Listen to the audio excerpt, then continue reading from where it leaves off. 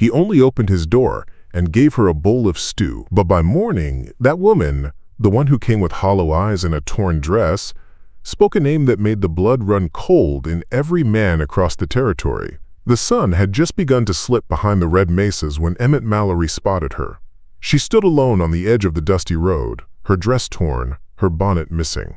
Emmett wasn't much for meddling. 40 years old, battle-scarred, and twice burned by love, he kept to his ranch like a wolf. But something in the woman's eyes, something raw, defiant, and shattered, made him pull the reins and tip his hat. "Ma'am," he said gently, "you lost?" She didn't answer, just looked at him. That's when he noticed the bruises on her arms and the way she flinched when he stepped down from his horse. "Name's Emmett Mallory. I got a cabin yonder past the ridge. Ain't much, but it's safe. You look like you need safe more'n anything right now." Still no answer. But she nodded, just once, and that was enough. Emmett helped her into the saddle, careful not to touch more than he had to, and they rode off into the coming night with only the coyotes for company. When they reached his cabin, he gave her the only stew he had left and offered her the bed while he took the floor. She ate in silence, eyes always on the door. Not once did she speak, but in the early hours of the morning, as dawn cracked over the desert and painted the sky with fire, she sat beside his fire, wrapped in a blanket, and finally whispered her name. "Josie Frost," she said. "And I wasn't just lost, I was running." Emmett leaned forward. "Running from who?" She looked him dead in the eye. "From a man who's got every badge in Santa Fe in his pocket. A man who don't forgive witnesses." And just like that, Emmett Mallory realized he hadn't just offered a meal to a humiliated stranger. He'd just given shelter to the most wanted woman in the territory. Emmett didn't ask more questions that morning. He'd seen enough men killed for less than what Josie Frost carried in her voice. Whatever truth she held, it had teeth, sharp ones. They sat in silence while the desert woke around them. Coyotes crying to the rising sun, dry wind skimming across brittle sagebrush, and a single hawk circling high, hunting in the hush. It wasn't until he saw the dust cloud on the horizon that he moved. "Stay inside," he said, already reaching for his rifle. Josie gripped his arm. "If it's him, if it's Marshall Ryland, you don't have time to think." Emmett froze. Marshall Ryland. That name hadn't passed through these hills in years, but it still carried weight like iron. Emmett had met the man once.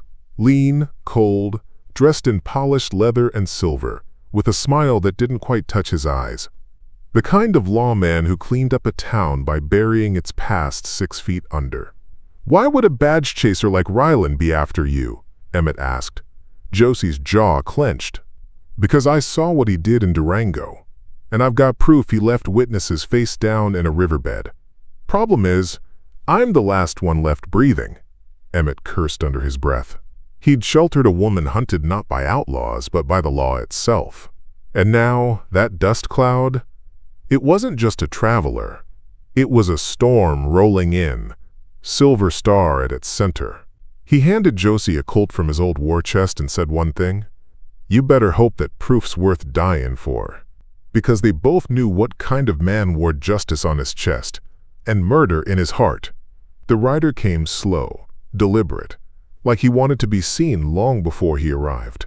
His black horse kicked up clouds of dust with every step, hooves pounding a rhythm too steady for a drifter. No, this man was something else, something mean. Emmett stood on his porch, Winchester cradled in his arms. Josie Frost stayed out of sight, crouched behind the curtain. She held the Colt like she'd held it before, like someone who didn't shake when danger came calling. The rider drew closer, and Emmett's heart sank. Silver star on his chest, black coat catching the wind like wings of a crow, and eyes colder than mountain stone. "Marshall Harlan Ryland, morning, Mallory," Ryland called out, voice like gravel and gallows rope.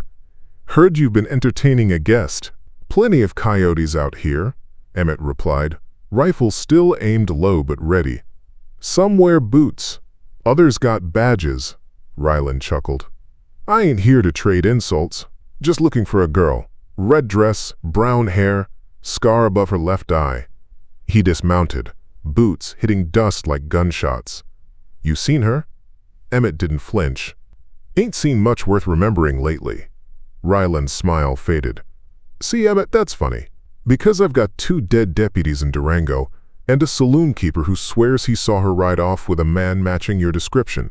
From inside the cabin, Josie whispered, "He's lying. He shot those deputies himself." Emmett's jaw tightened. "You got a warrant, Ryland?" The marshal's hand drifted toward his hip. "You know me. I make my own paper." Just then, Josie stepped through the door, Colt raised, voice sharp. "You want a girl, Ryland?" she said. "Well, you found one. But she ain't afraid of you anymore." Ryland blinked once, just once. And for the first time, Emmett saw it. Not fear, but calculation. "You really think you're safe here?" Ryland said. "You think this man's gonna die for you?" Emmett raised his rifle. "No," he said. "I reckon I'm gonna live for her." And that's when the marshal reached for his gun. The world froze for half a breath. Ryland's hand hovered near his revolver, his fingers twitching like a rattler ready to strike. Josie didn't move, eyes locked on the marshal, thumb on the hammer of the Colt, her breath shallow but steady. And Emmett!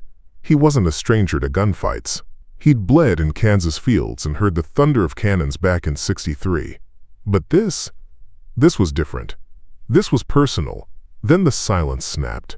Ryland's hand flew for his iron. But Emmett was faster. The Winchester barked once, sharp and loud, echoing off canyon walls. Dust exploded near Ryland's boots, a warning shot that sent the marshal stumbling back in surprise. Josie advanced, gun raised. "Don't you twitch again, or next one won't miss." Ryland steadied himself, eyes burning with fury. "You don't know what you're doing, girl." "I know exactly what I'm doing," she hissed. "I'm surviving." "Whole town of Durango saw you kill Deputy Graves," Ryland snarled. "You're wanted, Josie Frost. Ain't nowhere you can run where my badge don't reach." "That badge?" she spat. "You used it to line your pockets and bury the truth. Graves found your ledgers. He was gonna turn you in. I saw you shoot him in the back." Ryland's hand crept toward his holster again, slower this time. Emmett stepped forward, rifle still trained. "You move 1 inch, Marshal," he said, cold as the desert night, "and I'll be the last thing your eyes ever see." Ryland hesitated. The weight of 2 barrels aimed his way made even a man like him think twice. "Y'all are making a hell of a mistake," he growled. Josie's voice was ice. "Not yet, we haven't. But we're about to." Emmett glanced at her. "You got proof? Something that'll stick?" She nodded. "It's buried. Lockbox in an old miner's shack outside of Dry Rock. Ledger. Papers. Even letters from senators. Enough to hang him twice." Emmett's jaw tightened. "Then we ride at nightfall." Ryland's eyes narrowed. "You'll never make it." "Frost be not," Emmett said. "But we'll die with the truth." The marshal's lip curled. "And if you do make it, every lawman west of the Mississippi'll be on your tail." Josie cocked the Colt. "Then they better be faster than me." The sun dipped low as Emmett saddled the horses, each buckle tightened with the care of a man expecting trouble. Josie stood by the door, her eyes on the horizon, face set like granite. She hadn't spoken since Ryland rode off, but her silence wasn't fear. It was focus. "He'll be back," Emmett said, tightening the cinch on his old gelding. "With men. Frost be a whole posse." "I know," Josie answered. "But if we wait, that ledger stays buried forever." Emmett looked at her. Really looked. She was no longer the broken woman he'd found on the road. She stood taller now, the fire in her eyes brighter than the setting sun. A woman with nothing left to lose but the truth. They left just as the stars began to prick the sky, riding hard across the open plain. The trail to Dry Rock wasn't marked on any map. It was a ghost path, known only to those who'd lived long enough to hear it whispered in saloons and over dying campfires. The moon rose high, as the miles peeled away beneath their hooves. They spoke little, but Emmett could feel the bond tightening between them, with every clop of hoof on hardpack. He wasn't just helping a stranger anymore. He was walking straight into a war for justice. Dry Rock appeared like a memory, An abandoned mining outpost carved into the side of a broken hill, its timbers gray and sagging. Wind howled through empty windows like lost souls, still arguing over gold dust and betrayal. "There," Josie said, pointing to the smallest shack tucked beneath a crumbling ridge. "That's where I hid it, before Ryland sent his men." They dismounted, moved quiet and fast. Josie pulled loose a floorboard, her fingers trembling slightly. Beneath it, wrapped in oilcloth and bound with rawhide, was the truth. A leather-bound ledger thick with names. Stamped letters, bank drafts, evidence. Emmett held it up to the moonlight. What he saw made his jaw clench. "This ain't just about Ryland," he muttered. This is half the territory." Josie's voice was low, heavy. "Told you. He's just the blade. There's a hand behind it." And in that moment Emmett realized something. They weren't just fugitives. They were the fuse to a war no one saw coming. The desert was too quiet. Emmett felt it first, an unnatural stillness that made his skin crawl. Even the coyotes had gone silent. The wind picked up dust, but carried no sound, as if the night itself was holding its breath. Josie tucked the ledger into her saddlebag. "We need to move." Emmett scanned the shadows. Too late. From the ridge above, a rifle cracked. The shot slammed into the dirt inches from Emmett's boot, sending a spray of grit into the air. Then came the voice. Low, mocking, unmistakable. "Thought you could dig up ghosts and ride off with the truth?" Ryland called. "Hell, Mallory, I expected better." The moonlight caught them, 4 riders fanning out along the high ground. Ryland's posse. Guns drawn, their silhouettes sharp against the starlit ridge. Josie grabbed Emmett's arm. "There's a back path through the ravine. I used it once before." He nodded, eyes still locked on the ridge. "Go. I'll cover you." She hesitated. "They'll kill you." Emmett gave a dry smile. "Only if they shoot straight." He turned and stepped into the open, Winchester raised. "Ryland," he bellowed. "You send cowards to do your killing now?" The marshal stepped forward, revolver drawn but lowered. "I ain't here for your scalp, Mallory, just the girl. Hand her over, and I let you walk." "I don't believe you," Emmett replied. "You should," Ryland said. "'Cause next time I count to 3, my boys ain't aiming for the dirt." Josie scrambled down the narrow ravine path, boots silent on the rock. Emmett backed toward it slowly, rifle aimed but not yet fired. "1," Ryland shouted. A second passed. A bead of sweat slid down Emmett's neck. "2!" Emmett fired. The shot clipped Ryland's shoulder, sending him stumbling back with a roar. Chaos exploded. Bullets screamed through the air, striking wood, stone, and shadow. Emmett ducked behind a rock outcropping, heart pounding, rifle hot in his hands. From down the ravine, Josie's voice called back, urgent and panicked. "Emmett, you've got to see this." He glanced back, then risked it all, made the sprint down the path. What he found stopped him cold. At the base of the ravine, lit by moonlight, stood an old mining cart hidden behind brush. In it, nestled between rusted tools and dried dynamite, was something he never expected. A U.S. cavalry officer's coat, blood-stained, and beneath it, a sealed satchel marked with the presidential seal. Josie looked at him, eyes wide. "I didn't just steal from Ryland," she said. "I stole from Washington." The world seemed to narrow around Emmett as he stared at the satchel. Leather worn smooth, the seal barely visible, but unmistakable. Presidential. "What in God's name is this?" he whispered, reaching for it with hands that had once held dying friends and frontier justice. But nothing had ever felt this heavy. Josie didn't answer at first. She looked pale in the moonlight, her eyes hollowed out by memory. "I didn't know," she said. "Not at first. I thought it was just another courier run. Ryland said it was documents for the governor, told me to deliver it to a safe house outside Durango." Emmett slowly opened the flap. Inside were folded letters, dozens, frost be more, wax seals, signatures, coded lines scribbled in haste. One bore a name he knew from newspapers back east. Senator Willoughby. New York. He glanced up. "You were a courier?" Josie nodded. "Until I read one." She handed him a slip of parchment. It was a death list.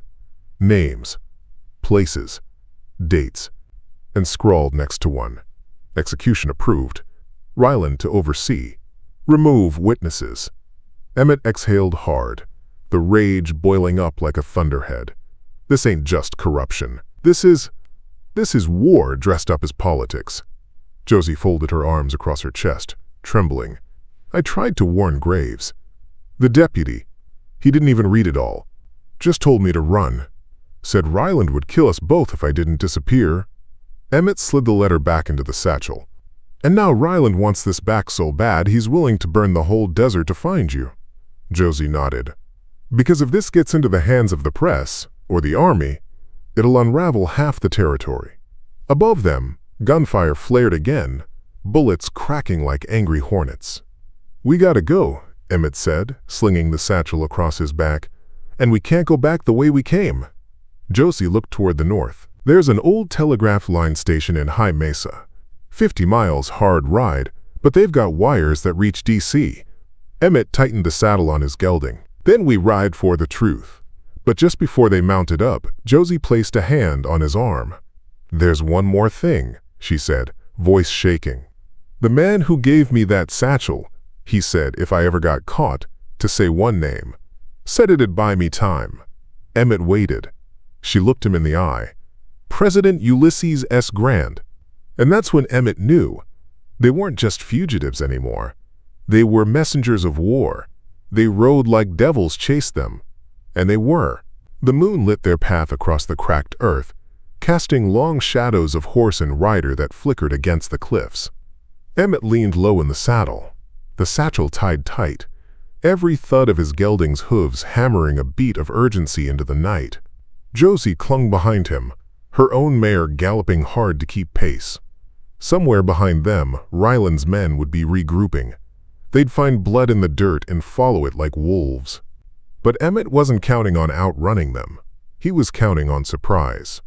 At dawn, they reached the edge of Crow's Pass, a narrow cut through jagged stone where only one horse could ride at a time.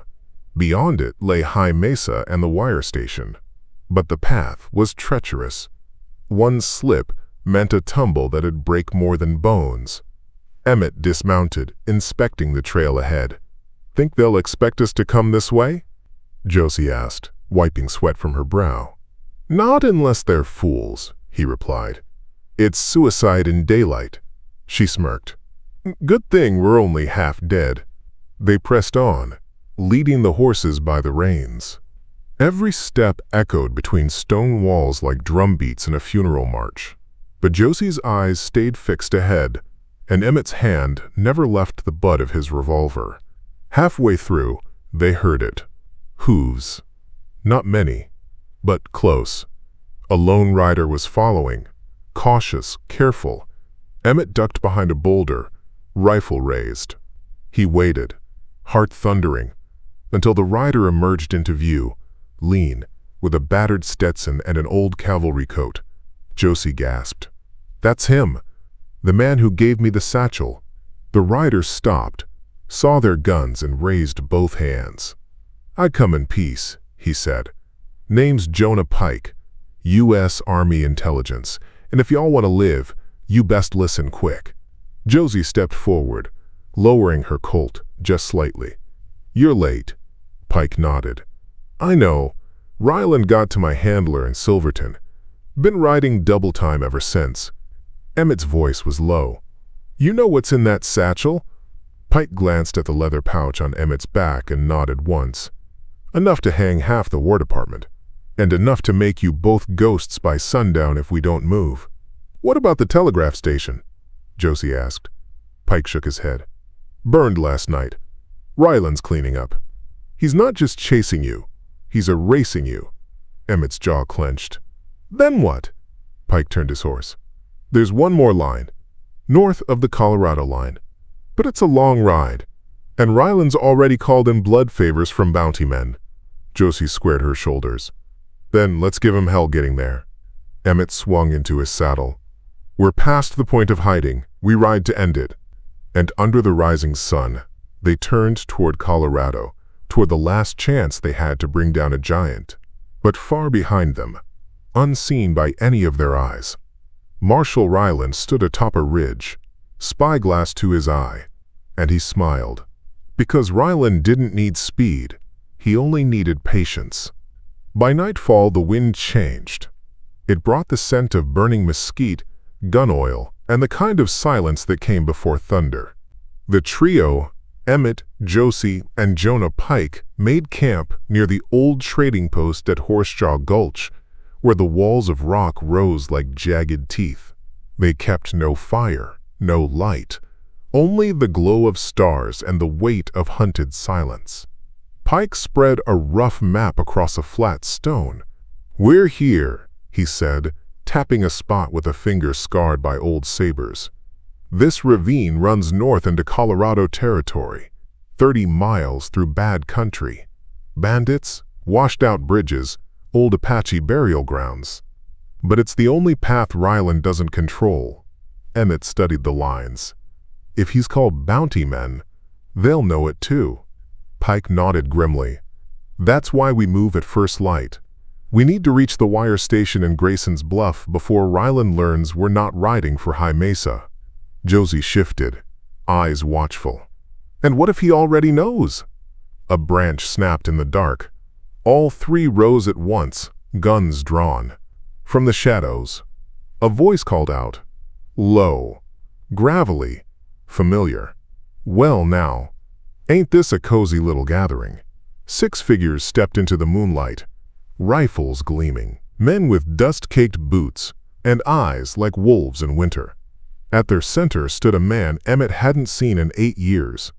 Sawyer Flint, a former Pinkerton turned gun for hire, kicked out of the agency for excessive enthusiasm in interrogations. Now a bounty man who worked for gold, blood, or both. "Emmett Mallory," Sawyer said with a grin. "You're a hard man to catch. Shame you picked the wrong cause to die for." "Funny," Emmett replied. "I was just thinking the same about you." Sawyer raised his hand, and the rifles came up in unison. "Josie Frost, U.S. fugitive, 20,000, dead or alive. More if she's breathing." Emmett stepped in front of her.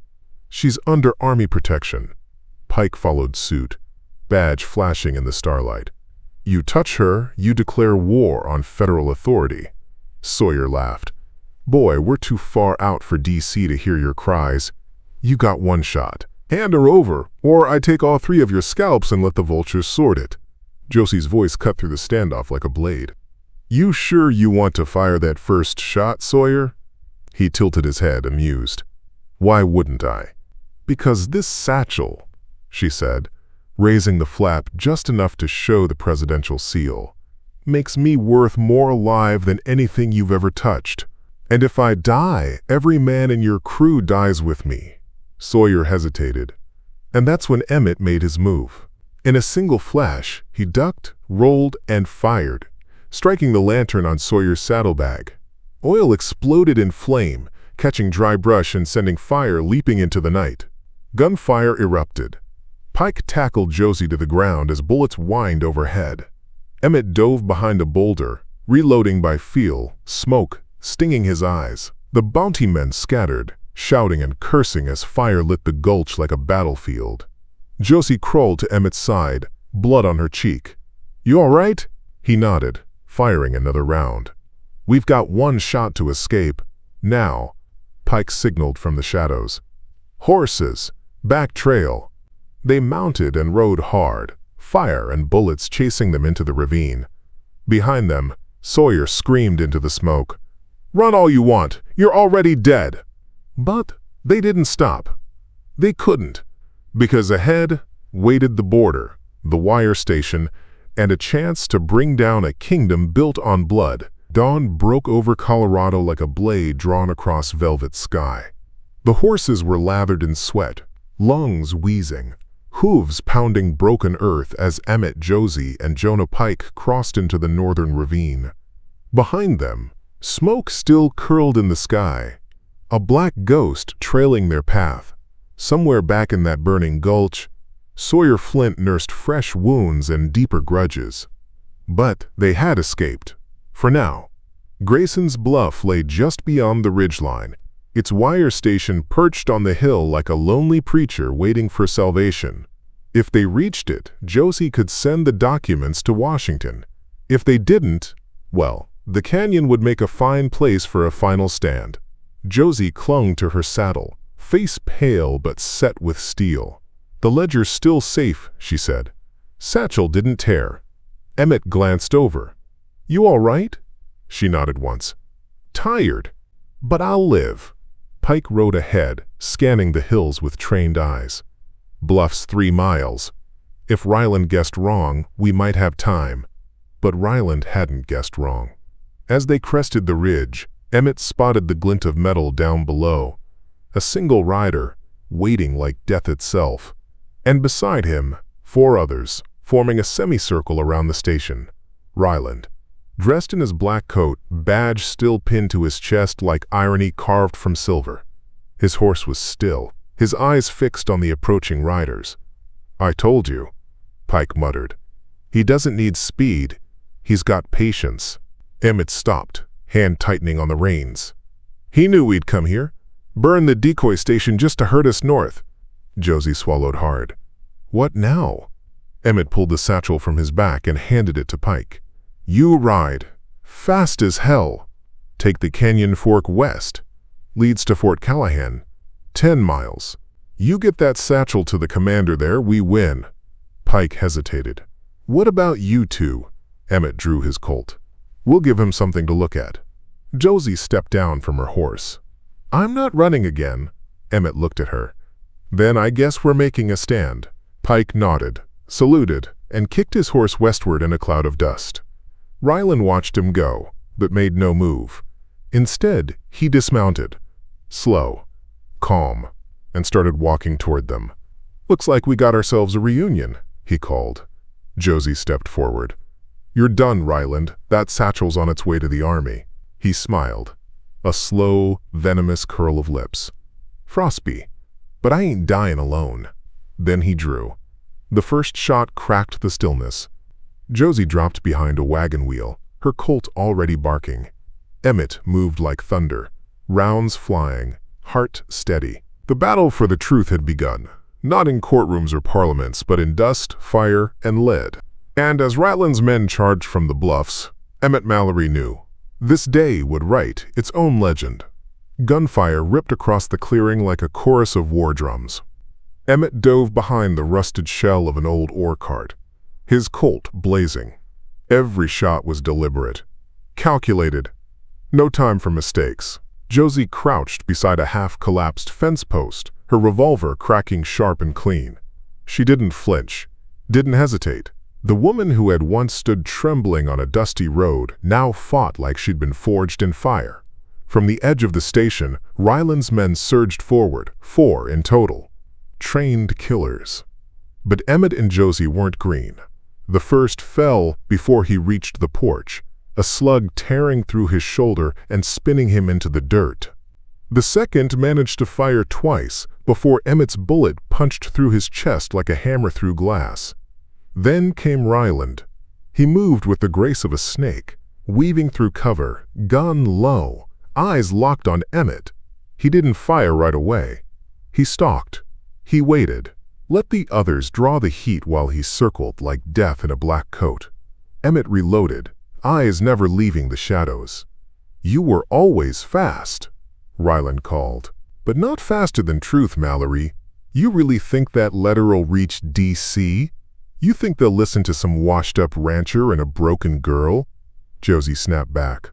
"They'll listen to blood, Ryland. Yours." Another voice joined the fray. "Pike." Far in the distance, a single shot echoed through the canyon. Then another. Emmett grinned. "He made it past the ridge." Ryland's face twisted. "Then I guess we settle this here."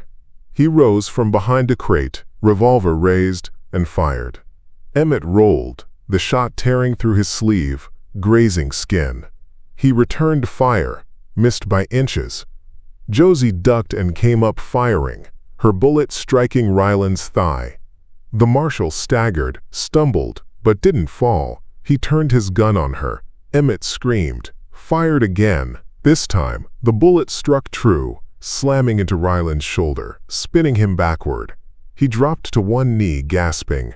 "You don't get it," Ryland hissed. "This land, this war, it's already decided. What's in that satchel changes nothing." Josie walked toward him, revolver raised. "No," she said quietly, "it changes everything." Ryland's hand twitched, reached for his gun one last time, and Emmett fired the final shot. Ryland fell, face down in the dust, badge glinting once in the sun before it went still. Silence fell. Only the wind moved now, whispering through the grass like it was carrying the names of the dead. Josie dropped her weapon and sank to her knees, shaking. Emmett knelt beside her, his hand on her shoulder. "It's over," he said. But they both knew the truth.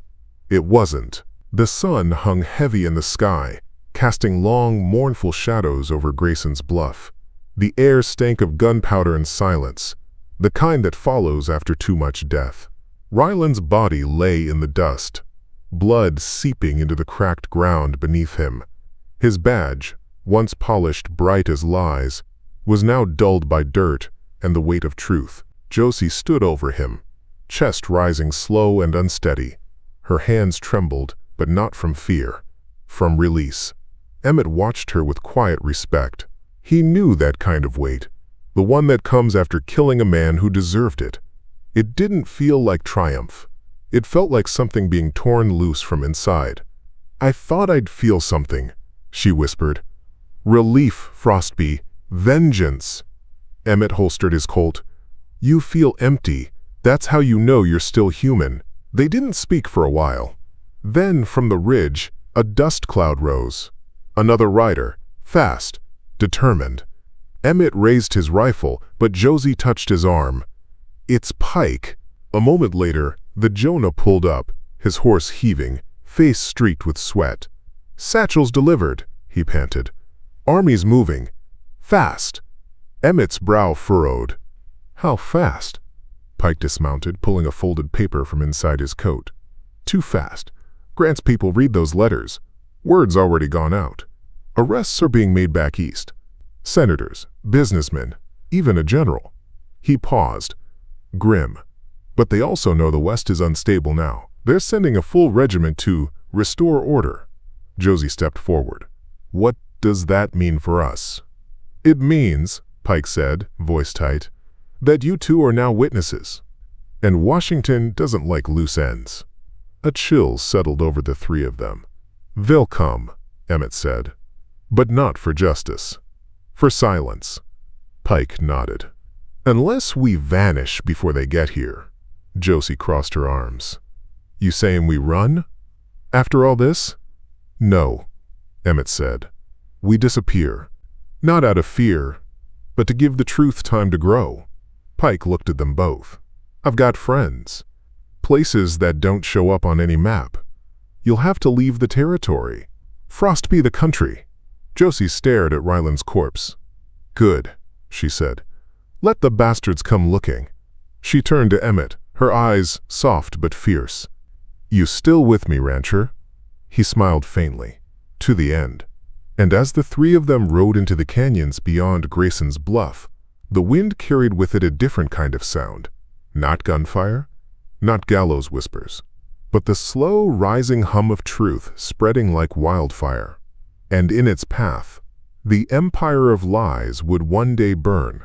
Weeks passed. Frostby more. In the high Sierras near the Mexican border, where eagles outnumbered lawmen and the wind spoke only to the bones of old trails, Emmett and Josie made camp with Pike in a forgotten valley known only to smugglers and ghosts. A creek ran clear through it, fed by mountain snow and unseen by cavalry scouts. The world had shifted, but it hadn't quieted. From passing riders and coded dispatches Pike smuggled in from loyal army friends, they learned just how far the truth had traveled. The ledger Josie smuggled out had sparked fire in Washington. Names were named. Corruption uncovered like bones in shallow graves. Ryland's web had snared men in the Senate, the rail barons, and a dozen state houses. But truth didn't win quietly. "The president's cleanin' house," Pike said one evening, unrolling a fresh dispatch. "But too many men would rather burn the house than let it stand." He looked at Emmett and Josie, solemn. "There's talk now, not just arrests, assassinations, quiet ones, men with accidents. Disappease Sawyers. Every name tied to that satchel's on a list." Josie folded her arms. "Including mine." Pike didn't answer. Emmett sat quiet, his eyes on the stars. "You said Santa Fe still has one man we can trust?" Pike nodded. "Judge Thaddeus. He's old school. Knows how to use the press, not just the gallows." Josie glanced to Emmett. "You thinking what I'm thinking?" "If we want this truth to stick," he said slowly, "we have to shine a light so bright they can't bury it." Josie exhaled. "Then we ride to Santa Fe." Pike looked uneasy. "That's a city crawling with bounty men and bought law." Emmett shrugged. "Then we ride quiet. Ride fast. And we don't stop till we've carved the truth into stone." The plan was set by morning. Josie would ride ahead, posing as a drifter with sealed documents hidden beneath false panels in her saddle. Emmett would follow a day behind, drawing attention where needed. Pike, ever the soldier, would handle any loose ends from the shadows. But none of them were under any illusions. If they made it to Santa Fe, it would be a miracle. If they made it out, a legend. Santa Fe didn't sleep. It prowled. The air was thick with cigar smoke, horse sweat, and the scent of secrets festering behind closed shutters. It was a town dressed in church bells and gunpowder, where a man could die at high noon and be buried by sundown without his name ever spoken. Josie rode in alone just after dusk, her wide-brimmed hat pulled low, saddle creaking like a whisper of warning. She passed gamblers leaning in doorways, ladies fanning themselves on porches with eyes that missed nothing, and deputies who looked everywhere but at the truth. The courthouse loomed ahead, carved from stone and old promises. It was the only place in this town where the law still had a backbone.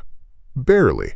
Judge Thaddeus lived above the court chambers, an old war dog with a limp from Shiloh and a voice like a rusted saw. He answered Josie's knock himself, shotgun in hand. She showed him the ledger. His eyes widened. He invited her in. An hour later, Emmett arrived. He came in the front, loud and noticeable, asking after a shipment of horses, tipping barkeeps, letting every pair of watching eyes know a familiar stubborn rancher had wandered into town. It didn't take long for the wolves to circle. By midnight, the hotel clerk warned him a bounty was up again. 10,000 for Josie, 5 for anyone riding with her. Posters had been printed, old charges refreshed, new ones added. Forgery, sedition, murder, Emmett read aloud from the flyer, and to think I used to worry about rustlers. He met Josie and the judge in secret. They had one shot. Deliver the ledger to a traveling journalist out of Kansas City, Harold Denton. Denton had arrived that morning, nosing around for a story about railroad corruption. He didn't yet know how deep the roots ran. "We give it to Denton," Judge Thaddeus said, tapping the papers, "and this thing spreads from east to west, faster than bullets." But someone else had heard of Denton too. By dawn, his hotel room was empty. Door splintered. Ink spilled. A bullet lodged in the window frame. Josie's voice cracked. "They silenced him." "No," Emmett said, stepping closer to the shattered desk. "He left something." On the floor, a scrap of paper torn from his notes. "If I don't make it, go to Loma Blanca. Old mission. Tell Sister Maria. Clay birds fly east. She'll know." Judge Thaddeus paled. "That's a smuggler's code." Denton had back channels. Emmett nodded. "Then that's our road now." But as they made ready to flee, a shadow stepped into the alley. Gun raised. Eyes like stone. Sawyer Flint. "No more running," he said, voice cold. "We end this now." And Emmett knew. Truth might reach the world. But first, it had to survive one last gunfight. The alley behind the Santa Fe courthouse held its breath. Sawyer Flint stood at the far end, boots planted, revolver drawn, coat flapping in the breeze like a death shroud. Behind Emmett and Josie, the judge had vanished into the shadows, clutching the ledger tight beneath his cloak. "You always were a fool for causes, Mallory," Sawyer drawled, leveling his weapon. "And now you're gonna die for a woman who'll be forgotten by next week's paper." Emmett didn't flinch. Better to die for truth than live for silver. Josie stepped forward, eyes blazing. "You're scared, Sawyer. You see it slipping. Your coin, your leverage. That's why you're here. You ain't justice. You're the last mutt biting in a burning barn." Sawyer's jaw twitched. Then he fired. The bullet cracked the night, grazing Emmett's arm, spinning him sideways. Josie screamed, but didn't freeze. Her Colt came up fast, heart steady, and she pulled the trigger. Sawyer stumbled back, a shot ripping through his thigh. He howled, dropped to one knee but raised his revolver again. Click! Empty. Emmett rose from the dirt, eyes locked on Sawyer. "You done?" Sawyer spat blood. "This country don't care about your truth, rancher." Josie walked forward, barrel aimed at his chest. "Then we'll make it care." But she didn't pull the trigger. Instead, she holstered her gun. Emmett did the same. "Let him crawl back," Josie said. "Let him watch what happens when the truth wins." By morning, the judge had slipped the ledger into the hands of another courier, a nun riding under the protection of the old mission. "Clay birds fly east," she whispered to the conductor of a steam train bound for Kansas. Within a week, headlines blazed across the nation.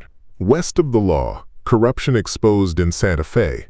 Marshall Ryland dead. Federal inquiry opens.